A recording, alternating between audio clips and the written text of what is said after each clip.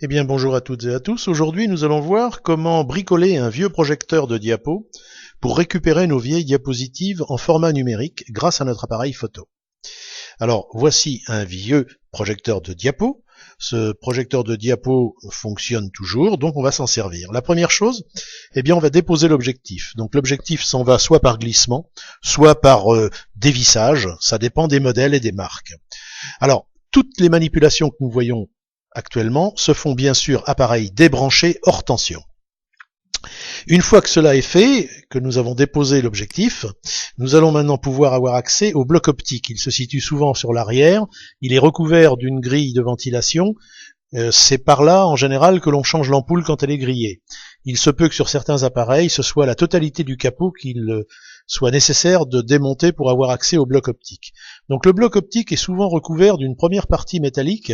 Alors attention en enlevant cette partie métallique car elle enserre l'ampoule. Elle a deux fonctions. La première est d'empêcher un éclairage vers le haut et la deuxième est de guider l'air de refroidissement sur la totalité de la périphérie de l'ampoule. Donc attention en enlevant cette pièce, elle est souvent mise à force et ne cassez surtout pas l'ampoule.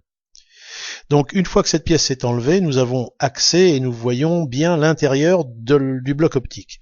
Donc on voit à l'arrière ici l'ampoule, on voit très bien ici le miroir et les lentilles qui forment ce bloc optique, le tout étant enfermé dans une petite cage d'acier dont la fin se situe au bout de la flèche rouge de droite. Au bout de la flèche rouge de gauche, on voit une deuxième partie métallique. Cette partie est articulée et fixée sur la première et maintenue par un petit ressort. Attention à ne pas abîmer cette partie métallique, c'est elle qui commande le petit volet noir qui va venir occulter tout le bloc optique quand nous retirons une diapositive pour en réinsérer une deuxième. Donc s'il n'y avait pas ce volet, eh bien une puissante lumière blanche traverserait la totalité de l'appareil et viendrait après endommager peut-être notre appareil photo. Donc assurez-vous que ce petit volet fonctionne bien quand vous faites rentrer et sortir une diapositive. Et attention à ne pas l'abîmer lors des prochaines manipulations. Donc nous allons maintenant insérer un déflecteur de lumière. Ici je l'ai taillé dans un boîtier de cassette VHS.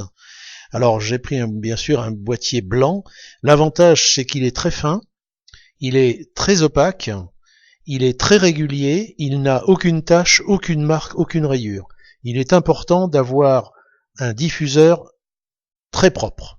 C'est la qualité première pour avoir ensuite une bonne diffusion lumineuse.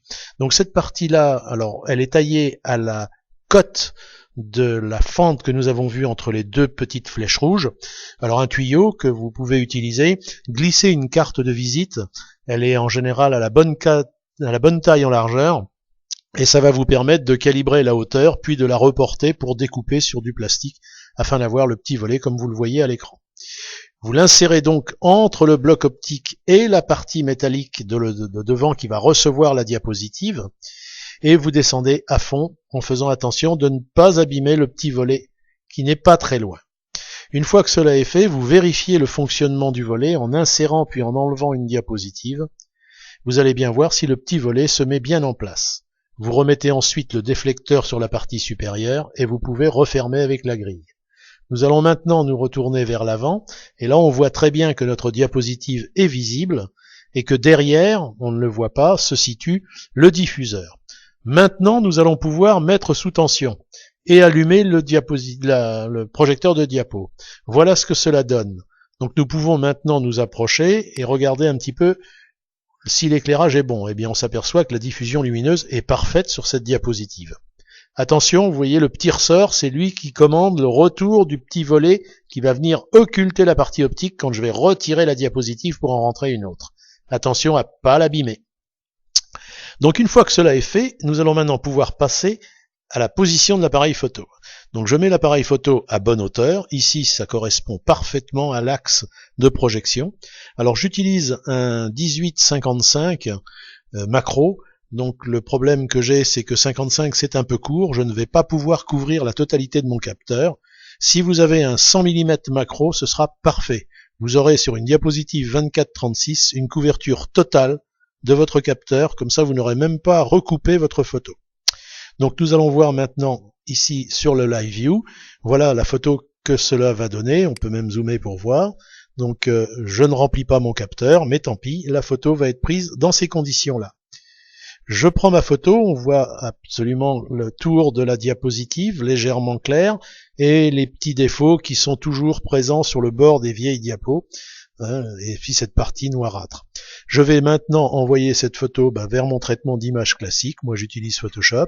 J'ai donc découpé mon image et je la traite un petit peu pour relever un tout petit peu les couleurs, et voilà ma photo finale. Donc cela donne une photo relativement correcte, dont les couleurs sont bien respectées. Il faut savoir que cette diapositive a plus de 40 ans. Eh bien, je vous laisse découvrir ce petit bricolage, le mettre au point, et je vous dis à bientôt.